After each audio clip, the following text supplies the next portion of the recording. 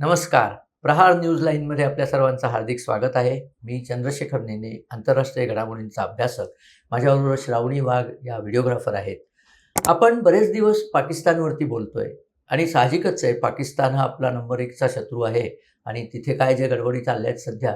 आत्ताच पाहिलं असेल आपण, तर इम्रान खानला मारून टाकायचे प्रयत्न जेलमध्ये झाले.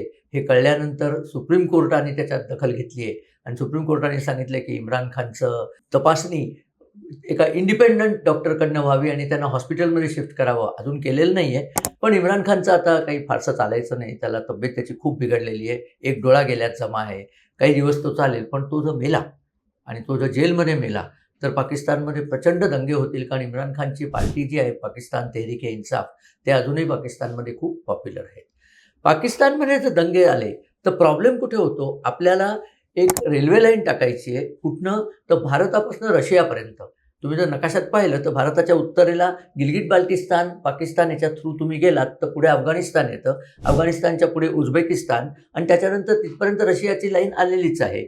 त्यामुळे मालगाडी रशियातनं भारतात येऊ शकेल, ही पुटिन यांची इच्छा आहे.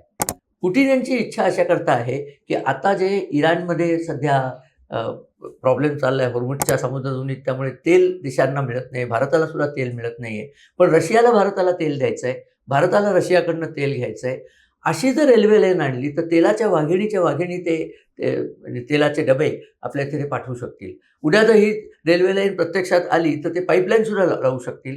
अशी एक पुढची शक्यता आहे. आणि पुटिन यांना हे सगळं का पाहिजे?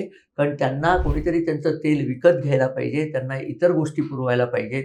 इतर गोष्टी म्हणजे कुठल्या? हत्यारं त्यांना पाहिजेत आता. कारण गेली 4.5 वर्ष युक्रेनची लढाई चालू आहे. अजून लढाई संपत नाही आहे. हत्यारं, दारुगोळा संपत यायला लागतो. त्यामुळे तो नवीन त्यांना आणायला लागतो. तर हे करण्याकरता भारत हा त्यांचा एक विश्वासू मित्र आहे. तुम्हाला गंमत वाटेल, भारताने सुरुवातीला रशियाकडनं मिग विमानं घेतली होती. मिकोयान इंडस्ट्री ग्रुप म्हणून जी कंपनी होती रशियाची, त्या मिग विमानांनी भारताचा संपूर्ण वायुसेना तयार झाली होती. तर त्या मिग विमानांचा कारखाना भारतात काढायला लागला. त्यानंतर रशिया भारताचा ॲग्रीमेंट झालं आणि नाशिकला अगदी उत्तम कारखाना मिग विमानांचा आहे. आता रशियाचं तुटलं. रशिया 1990 साली फुटला. त्याच्यानंतर रशियाचे स्वतःचे कारखाने, सध्याचा जो रशिया आहे त्यातनं बाहेर गेले. दुसऱ्या देशांमध्ये होते, युक्रेनमध्ये सुद्धा होते. तर आता रशियाला स्पेअर पार्ट लागतात, ते भारतातनं घेऊन जातात.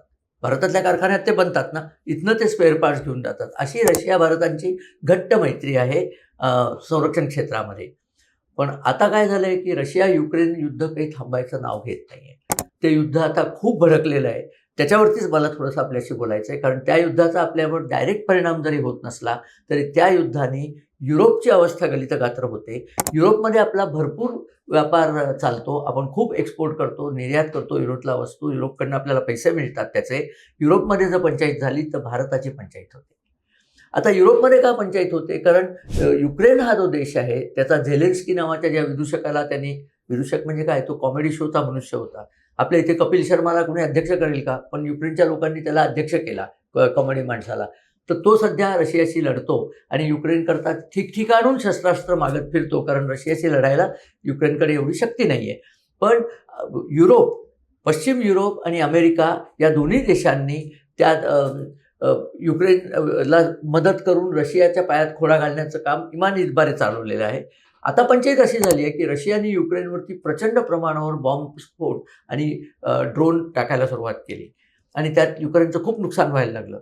तर युक्रेनने सुद्धा ड्रोन टेक्नॉलॉजी खूप उत्तम तऱ्हेने आत्मसात केली आहे आणि आता प्रचंड प्रमाणावर ड्रोन युक्रेन रशियावर टाकतंय. परवाच त्यांनी मॉस्कोमध्ये फार मोठा हल्ला केला.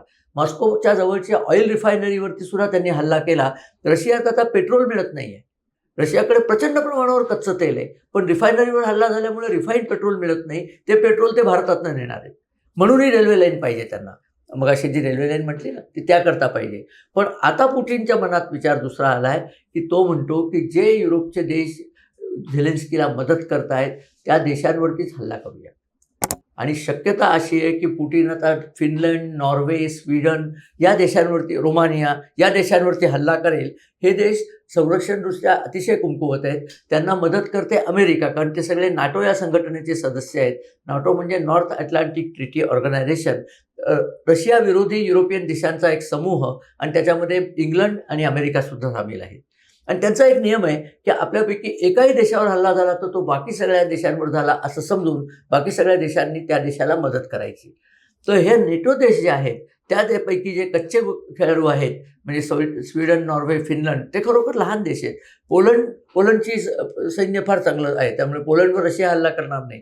पण फिनलंड आणि नॉर्वे यांच्यावरती रशिया हल्ला करेल अशी साधार भीती आहे.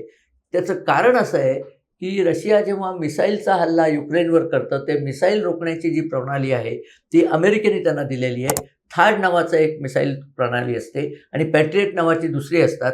ते काय करतात ते त्याला अँटी मिसाईल म्हणतात. म्हणजे शत्रूचं मिसाईल आलं तर त्याचा वेध घ्यायचा आणि त्याच्या कसं ते येईल त्याचा पाथ कॅल्क्युलेट करून त्या पाथमध्ये आपल्याकडनं एक मिसाईल सोडायचं, ते हवेतच शत्रूचं मिसाईलला नष्ट करेल. म्हणजे जमिनीवरती आपली हानी होणार नाही. पण ही अतिशय महाग आहेत मिसाईल. पॅट्रियट आणि थार्ड याचा सप्लाय युक्रेनला दिला होता, तो संपून गेला आहे.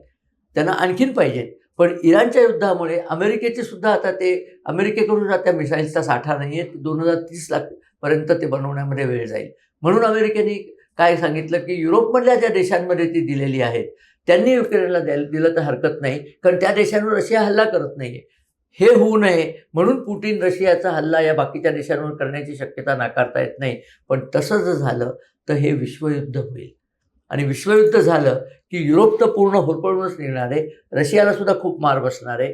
राहतील ते समर्थ देश म्हणजे अमेरिका, चीन आणि भारत. तेव्हा भारताची सगळी सध्याची जी पावलं आहेत ती विश्वयुद्ध होऊ नये अशाकरताच आहेत. परंतु ते जर झालं तर त्याचा भारताला डायरेक्ट फायदा होऊ शकतो, एवढं मला आपल्याला सांगायचं आहे.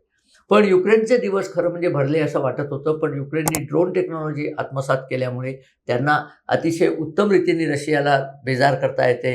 युक्रेन रशियाविरुद्ध जिंकेल का तर जिंकणार नाही, पण रशियाला इतका त्रास देऊन ठेवेल की रशिया शेवटी म्हणेल युक्रेनला, जा बाबा तू, आम्हाला तुझ्याशी काही नको, get out of my sight. ही शक्यता होण्याची एक पॉसिबिलिटी वर्तवली जाते. आणि दुसरी पॉसिबिलिटी म्हणजे युक्रेनवरती एखादा जर अणुबॉम्ब रशियाने टाकला तर युक्रेन पूर्णपणे नष्ट होईल, ही दुसरी पॉसिबिलिटी आहे. पण असं जर झालं तर त्या अणुबॉम्बचा वापर फक्त युक्रेनपर्यंतच राहील असं नाही, रशियावर सुद्धा एखादा पडू शकतो. बघूया काय होतं ते. या सगळ्या अनसर्टन गोष्टीमध्ये म्हणजे अनिश्चिततेच्या सावटामुळे शेअर मार्केट आपलं अफेक्ट होतं, आपल्या इन्व्हेस्टमेंट अफेक्ट होतात. तेव्हा आपण सगळ्यांनी सावध राहायचं आहे आणि खर्चाला कात्री लावायची. कारण कधी युद्ध एकदम पेटेल आणि युद्ध पेटल्यानंतर कधी इतर ठिकाणी टंचाई निर्माण होईल ते आपल्याला कळायचं सुद्धा नाही. यास्तव सावध राहा, आपले पैसे राखून ठेवा आणि वेळ मिळेल तसं त्या पैशाचा उपभोग स्वतः करता घ्या. एवढं तुम्हाला सांगायचं होतं. युक्रेन लढाईला आपण बरेच महिने स्पर्शच केला नव्हता, तेही मला तुमच्याबरोबर बोलायचं होतं. म्हणून हा युक्रेनचा विषय काढला. तुम्हाला आवडला तर मित्रपरिवाराबरोबर शेअर करा, आमच्या चॅनलला सबस्क्राईब करा आणि आपल्या कमेंट्स आमच्याकडे येऊ दे. व्हिडिओ बघितल्याबद्दल धन्यवाद आणि नमस्कार.